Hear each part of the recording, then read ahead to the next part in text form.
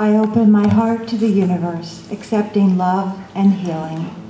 I open my heart to the universe, accepting love and healing.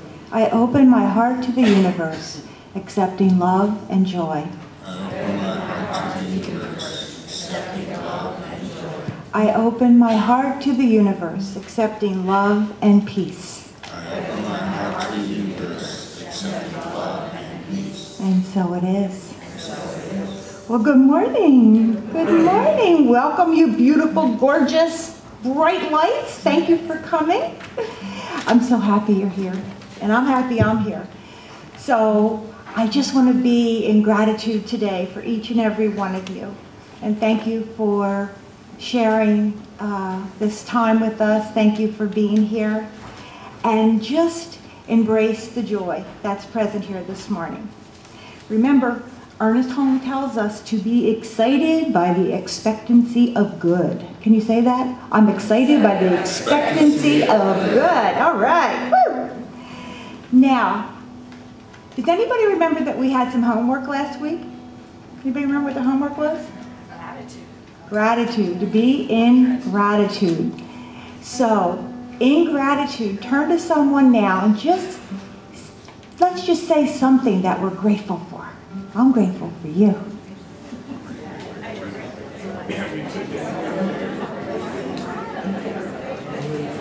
Remember, what we focus on expands.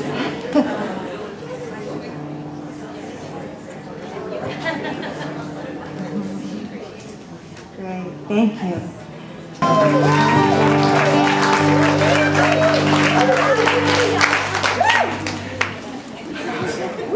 Maybe we should just have a hymn sing here and keep on going. Woo, woo. Thank you, guys. Thank you, Norman. Great work. What fun, huh? What fun to just be in that spirit and in that song. Don't you love it? Wow. Good job, guys. Good job.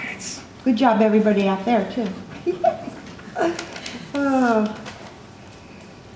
Let's see. Where are we? Oh, my goodness. I am just really delighted today because when we're in gratitude, we have to be in the now, don't we? When the music just played, it didn't just play, Norman and his gang here didn't just play the notes. They were singing from their heart, and we felt it, and they were playing from the heart, and we all responded, and people were smiling and dancing, and we were feeling it. And it was just wonderful. And being in the now, which is so important, what we're going to talk about today, is really where we can find that gratitude and find our joy. It's in the present moment. In the present moment. So we really want to celebrate our life today. Really celebrate. Last week we learned that Carolyn Sikorsky had made her transition. And this Friday evening, I had the privilege of being at her memorial service. And it really struck me, and I actually talked to Mike and Ellen there, that oftentimes when we go to something like that, it's when we find out the most about the person. Anybody else ever had that experience? You sit there and you go, wow, I didn't know she was an artist. You know, I knew she was a chiropractor. I didn't know she actually taught.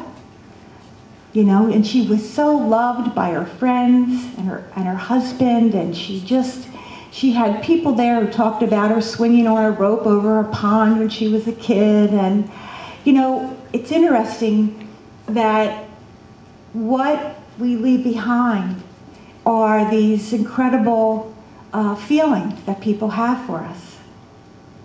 And what a blessing that is. And that ripple of love and life just continues on. And it just continues on. So today, I really want to talk a little bit about embracing our life, embracing joy, embracing the moment, even though it's a little scary sometimes, even though as I mentioned last week, there are plenty of times that I'd rather pull the covers over my head. Sometimes on a beautiful day like this, I'm sure it might have been easier for you to say, oh, I'm going to stay home, I'm going to go to the flea market, or I'm going to go work in the yard. But you had the courage to show up today. And it took courage to show up. To come here and say, you know what, I'm going to participate in life today at a deeper level. Okay? And so I think that really needs to be acknowledged by each of us, that we had the courage to step out and say yes. Yes to something a little bit greater, a little bit grander. Our inner voice was calling and we listened.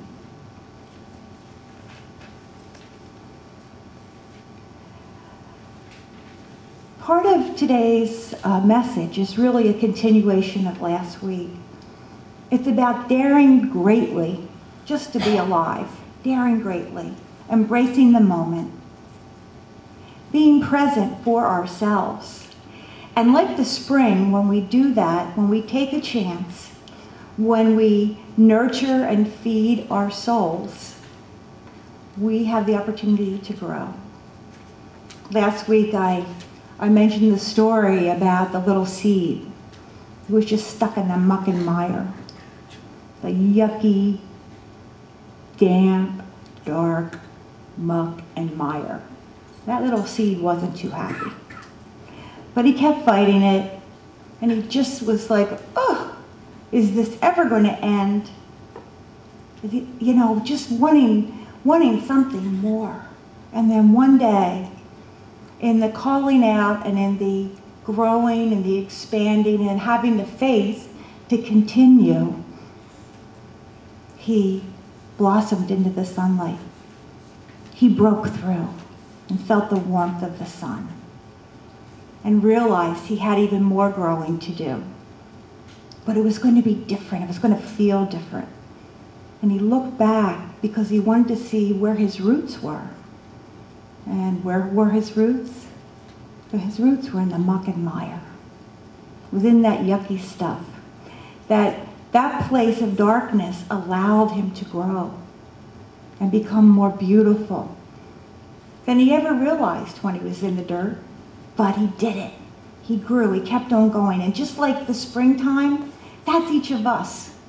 We have the opportunity to blossom and be in full bloom and be in color and living life and glory in the rain and the sun, whatever it may be. It's our life, and we're going to expand and we're going to grow. And nature has given us a purpose and nurtured us, and we're going to continue in that. This little book is called Daring Greatly. It's by Dr. Brené Brown. Very powerful book about having the courage to be vulnerable. I'm going to begin with a quote by Theodore Roosevelt. It is not the critic who counts, not the man who points out how the strong man stumbles, or where the doer of deeds could have done them better. The credit belongs to the man who is actually in the arena, whose face is marred by dust and sweat and blood, who strives valiantly, who at the best knows in the end the triumph of high achievement, and who at the worst, if he fails, at least fails while daring greatly. Every day, we experience the uncertainty, risks, emotional exposure that define what it means to be vulnerable or to dare greatly. Based on 12 years of pioneering research, Dr. Brené Brown dispels the cultural myth that vulnerability is weakness and argues that it is, in truth, our most accurate measure of courage. Brown explains how vulnerability is both the core of difficult emotions like fear, grief, and disappointment, and the birthplace of love, belonging, joy, empathy, innovation, and creativity. She explains that when we shut ourselves off from vulnerability, we distance ourselves from the experiences that bring purpose and meaning to our lives. Daring greatly is not about winning or losing. In a world where never enough dominates and feeling afraid has become second nature, vulnerability is subversive, uncomfortable. It's even a little dangerous at times. And without question, putting ourselves out there means there's a far greater risk of getting criticized or feeling hurt. But when we step back and examine our lives, we will find that nothing is as uncomfortable, dangerous, or hurtful as standing on the outside looking in and wondering what it would be like if we had the courage to step into the arena. Whether it's a new relationship, an important meeting, the creative process, or a difficult family conversation, daring greatly is a practice and a powerful new vision for letting ourselves be seen. So that's just the forward, the little dust jacket here. Courage. Courage to dare greatly. The meaning of courage, if you look in the dictionary, look, it says, number 1, bravery. Number 2, to act in accordance with one's beliefs, especially in spite of criticism. 3, mental or moral strength, to venture, persevere, withstand fear or difficulty. Courage, right? Courage. And I know every one of us has had to have had courage to get this far in life. Every one of us. I don't doubt it for a nanosecond. Not a second. Brené Brown defines courage as the ability to tell the story of who you are with your whole heart. She talks about courage meaning wholeheartedness, living from a place of here, living from a place in here. It's about speaking our mind, telling our truth from our heart, being our authentic self. So there's a few things that we have to really think about when we think about expressing our courage and our wholeheartedness. First of all, we have to have faith, and we have to stand in our faith. And when I think about faith, I think about the mystery of the divine.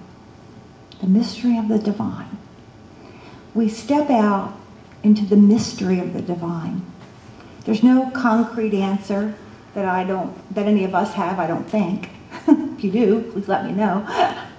Because that's what faith is. It's being in the mystery, and yet still allowing that knowing to bless us and to be a part of our being, listening to that inner call, our intuition. Our intuition. It's standing in our values. What's important to us? When it's all said and done, just like Carolyn, what's important to us? What will people define us as? What will we leave behind? And a big piece of that will be shaped by our values. Trust. We need to be able to trust ourselves. We have to move into a place where we not only love others, but we love ourselves enough to trust ourselves.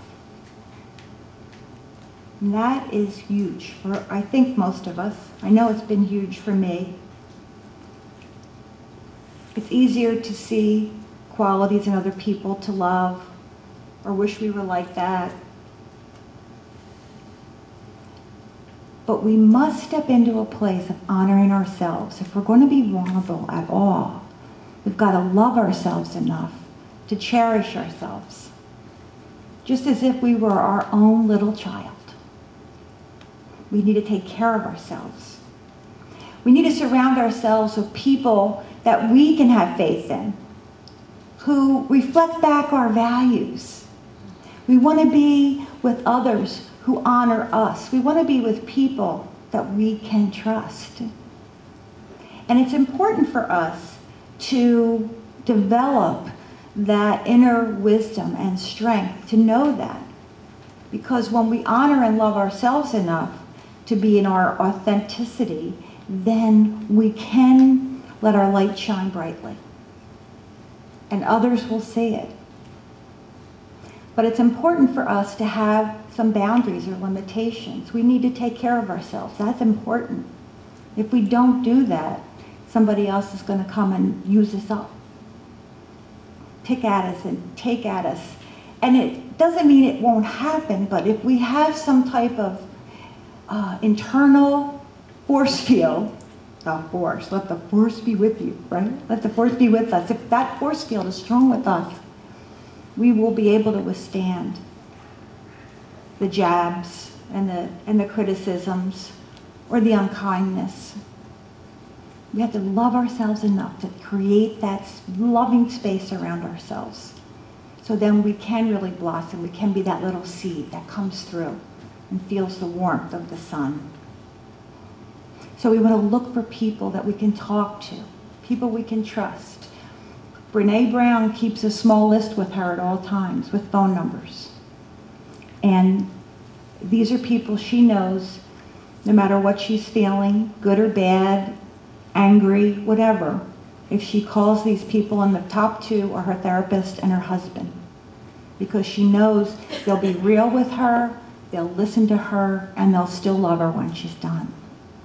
I thought that was a great idea. I thought, a small list of people right in my pocket that I could just pull out anytime and know they're going to be there for me. And of course, the other thing we never want to forget is the power of prayer. The idea that there's always God's grace with us, God's grace that we can pull into, tap from, be flooded with. And there's a very powerful little prayer that I think we can all remember. When we're feeling low, or we're feeling like we really aren't in a good place, or something's just happened that just crushed our spirit. And the first word is help. Help. We don't need to say anything more. Because God hears us. Spirit is there. And in the call for help, help is there. In that instant.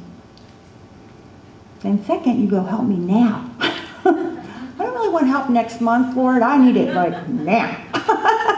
And when we put it out there that way, what happens? What happens? That's when it comes back, right? Because we know that we're so creatively powerful. God has blessed us with free will and the power to generate and create a universe for ourselves that we want. So if we're asking for help, we want it now. So it's help me now. And the last piece is just thank you. Thank you. That gratitude piece. Because when we're in gratitude, we're in the present moment. And if we say thank you, it means that we've accepted the blessing and the help that we're looking for now. We know it's here there now. So I'm going to be thankful for it now. So just remember, help and help me now and thank you. Help me now and thank you.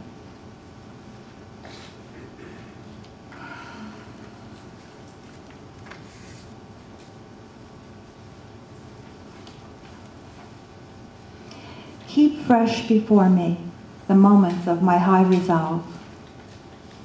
Despite the dullness and barrenness of the days that pass, if I search with due diligence, I can always find a deposit left by some former radiance. But I had forgotten. At the time, it was full-orbed, glorious, and resplendent. I was sure that I would never forget. In the moment of its fullness, I was sure that it would illuminate my path for all the rest of my journey. I had forgotten how easy it was to forget. There was no intent to betray what seemed so sure at the time. My response was whole, clean, authentic. But little by little, there crept into my life the dust and grit of the journey. Details, lower level demands, and all kinds of cross currents. Nothing momentous, nothing overwhelming, nothing flagrant, just wear and tear. If there had been some direct challenge, a clear-cut issue, I would have fought it to the end and beyond. In the quietness of this place, surrounded by the all-pervading presence of God, my heart whispers, keep fresh before me the moments of my high resolve, that in fair weather or foul, in good times or in tempest, in the days when the darkness and the foe are nameless or familiar, I may not forget that to which my life is committed. Keep fresh before me the moments of my high resolve. That's by Howard Thurman. Moments of high resolve. It's important to nurture our spirit, just like we're doing this morning. Reading things, singing great music, dancing, being with people we love, playing. The more we nurture ourselves, when we go to look for that strength that we might have forgotten, it will be flourishing within us because we've nurtured it. Keep before me the moments of my high resolve. Now, nobody says it's always easy, right? Not always easy. Brené Brown has a great name for our ego. Anybody here know what it is? She calls our ego the great hustler. I love that. I love it. I thought, that's it. If I want to give this a name, it's the great hustler. And man, boy oh boy, can it play some hustling games on me. It plays games with us. It plays games with our mind. And it erodes. It erodes, just like the little seed. And rather than nurturing it, it's going to go in there and eat away at it. Maybe try to drown it. Move the dirt away. Or not feed it at all. Let it just dry up and shrivel up. Right? The great hustler.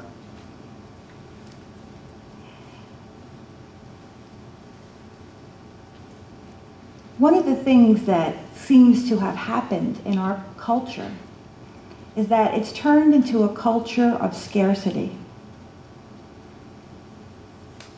And that great hustler gets our attention 24/7. That hustler that says, you don't have enough. We need more shoes.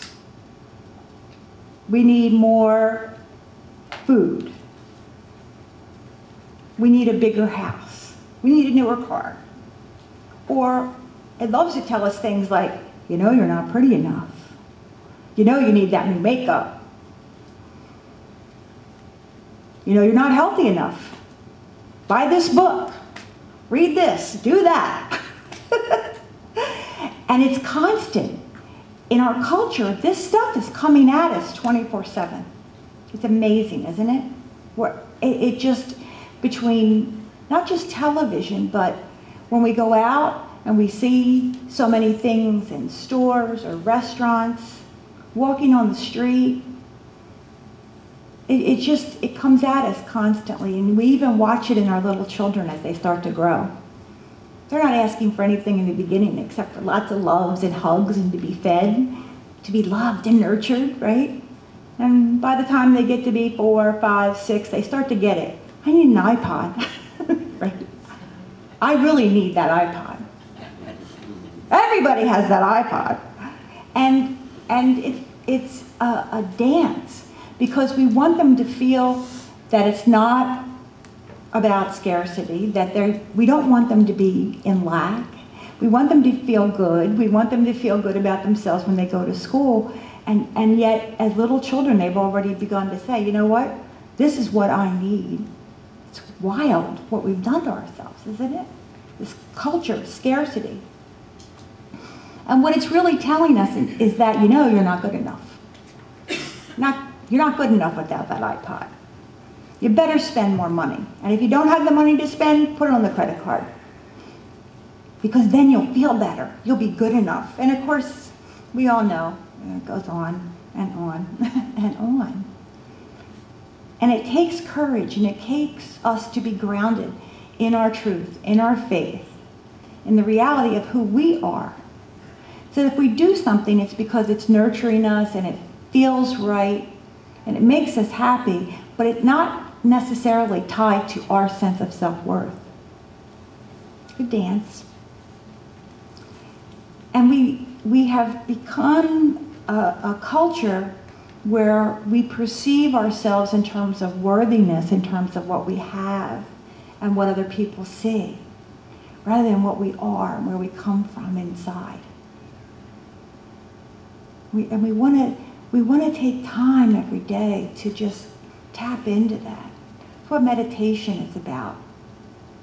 And if you just take a minute or two a day to breathe or be still and allow that energy to be present in your consciousness, it will nurture you. It will nurture me. It will nurture all of us. So powerful. So powerful. It's very fascinating because one of the things Brené Brown has talked about is that since 9/11, we actually have become a culture with post-traumatic stress disorder. And that just hit me like, wow. We become a culture of fear. We're supposed to be afraid. And we've internalized that fear ourselves and said to ourselves, okay, I'm not going to venture out, or I'm going to be really safe. I'm not going to go to the parade. I'm not going to dance when Norman sings. I'm not going to pick up the phone and call that person and ask them if they'd like to come over for a hamburger today. What if they say no? What if I take a walk today and it rains? What am I going to do? I'll get wet. I better stay inside. We live in a culture that has perpetuated fear. And in doing that, she talks a little bit about how in our society now, if you think about it, things seem to have gotten nastier. There's more bullying or nastiness, almost nastiness channels on TV, yeah, attacking. And, you know, of course, the one that's, you know, out there now that's so prevalent in the news now, the whole thing with guns and gun violence and gun control and people feeling the need to have a gun. You know, in England, they don't have a lot of guns. They don't carry guns. They don't think about guns. And in the same time period, since 9/11, there has not been one incidence of any gun shooting in the schools. Not one. But somehow in this culture, something is festering. And it's really all the more important for us to stand strong and stand in our truth and realize that, you know, we want to be able to move into a place where we can feel our joy. Because when each of us feels our joy, when each of us has the courage to show up as we are, wherever we are, and it doesn't matter if it's our work, it doesn't matter if it's here Sunday morning, it doesn't matter if it's the mall, it doesn't matter if it's ShopRite, it doesn't matter. If you have the courage to show up and just let your light shine, then it shines on me too. When your light shines, it shines back to me. It's a gift. So it's a gift for each of us. It's a gift that we can give to ourselves, and it's a gift vibrationally that we send out. And it blesses other people. It blesses other people. So each moment, we either buy into the scarcity culture, we buy into the fear culture, or we say, you know what, I'm going to create a boundary around me that's filled with love. I'm going to love myself, I'm going to be in love for others, and I'm going to be vulnerable enough to feel, to be real, and not put up such a blockade that I miss emotions. And they could be emotions of pain, they could be emotions of sadness, but they could also be emotions of joy, emotions of greatness, emotions that recognize your talent. And we each have one. We each have one. And we know what it is. You know, some people are just really great at baking pies. Fabulous at baking pies. I had an Aunt Lottie when I was little. And every once in a while, I would get to go visit her. And you know what? She knew I loved her lemon meringue pie. And there was never a time that I saw Aunt Lottie that there wasn't a fresh lemon meringue pie waiting for me. And to this day, I think of her with great joy and a smile. Because I loved her pies. But what it showed me is she loved me enough to do that. She did that work from scratch when she knew I was coming. And that stayed with me. Such a sweet thing. That was her gift. That was her gift. And I'll bet you have a special gift. Each one of us. We do. Right? Each of us do. And we need to nurture that. We need to let it shine. Take care of it. And if we need help in doing that, if we're feeling unsure, remember your prayer. Help me now. Thank you. But also, we talked a little bit last week about looking around the room. There are prayer warriors here, practitioners, energy workers, 12-steppers, people who have journeyed inside themselves and come out stronger for it, and people you can trust to talk to and be with. It's one of the great things about the classes here at CCL. You know, we end up forming bonds with so many people because we end up in groups, small groups, where we're not only learning high truth, we're learning that there's people I can talk to, I can trust. And hearts get opened. Hearts get open.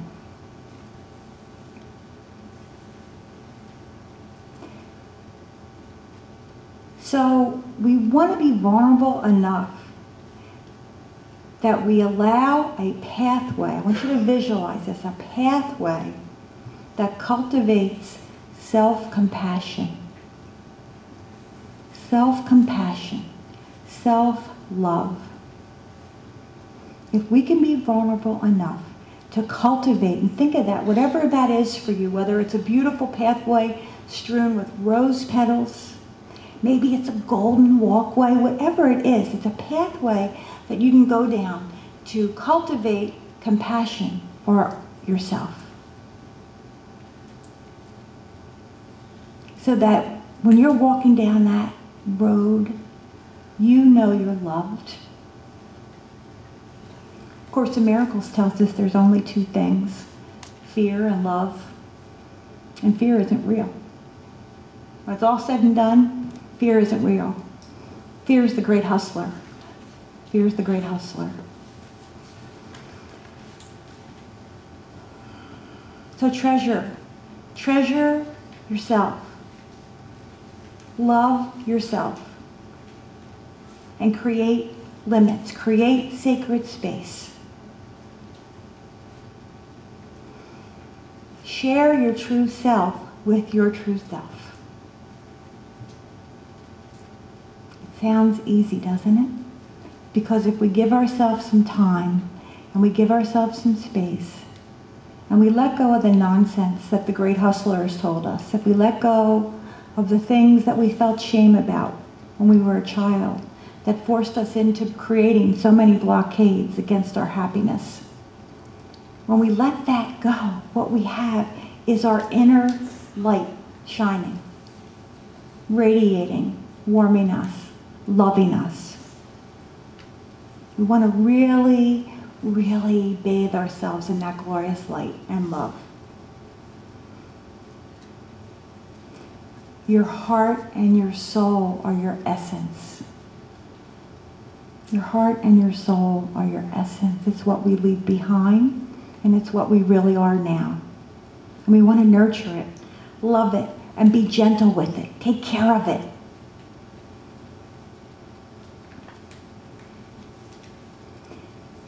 So, in loving ourselves, be careful. Don't cast your pearls before swine. Remember that from the Bible? Wasn't always sure what that meant. But I think it means, love yourself, to honor yourself enough to not throw yourself away. Love yourself like you would a little child that you are. It's important. It's important for each of us as individuals. It's important for our soul, and it's important for our planet. It's important for us to be the love that we really are, because that's the vibration we want to send out. Not the fear, not the scarcity. We want people to think about us and realize that there's a vibration coming that's meaningful from us, right? So we don't want to stay in neutral. It can be safe in neutral. It can be safe when we don't let ourselves be too vulnerable. But we might miss out on something on either end. And whether it's something that ends up in the long run bringing us some grief, or whether it's something in the long run that brings us great joy, there's a gift there that we want to embrace. And if we stay in neutral, we might not be able to. We want to live in the smiles and the tears. We want to live in the joy and the laughter. We want to cultivate a practice of gratitude. Because when we practice gratitude, we live in joy. Gratitude and joy are intertwined. And there's research in this little book, Daring Greatly, that this woman has spent 12 years collecting, because she's a research scientist and a social worker. And much to her surprise, joy and gratitude are directly intertwined. You don't get one without the other. Isn't that amazing? Happiness is about circumstances. Joy is about this internal feeling of the power and presence of Spirit radiating through us, because we are how God shows up. This is how God shows up. So if we're going to be God showing up, we might as well let that light shine and have the experience.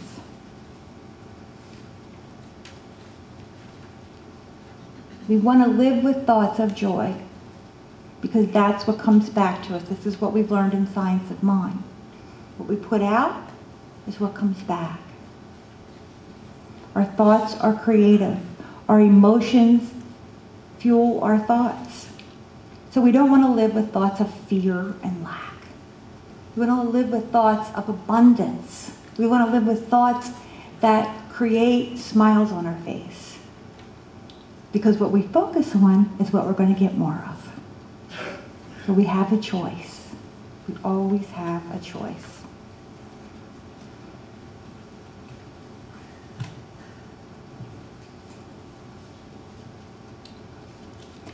If I had my life to live over, I'd like to make more mistakes next time. I'd relax. I would limber up. I would be sillier than I have been on this trip. I would take fewer things seriously. I would take more chances. I would climb more mountains and swim more rivers. I would eat more ice cream and less beans. I would perhaps have more actual problems, but I'd have fewer imaginary ones. You see, I'm one of those people who live sensibly and sanely, hour after hour, day after day. Oh, I've had my moments. And if I had it to do over again, I'd have more of them. In fact, I try to have nothing else, just moments, one after another. instead of living so many years ahead of each day. I've been one of those persons who never goes anywhere without a thermometer, a hot water bottle, a raincoat, and a parachute. If I had it to do over again, I would travel later than I have. If I had my life to live over, I would start barefoot earlier in the spring and stay that way later in the fall. I would go to more dances. I would ride more merry-go-rounds. I would pick more daisies. And that's by Nadir Satir, who was 85 years old when she wrote that. So I think the message really is about relaxing, being in the moment, feeling our oneness with Spirit, and just know and believe we are children of the Beloved. We are love. God's will for us is perfect happiness. Be vulnerable, dare greatly, and choose joy.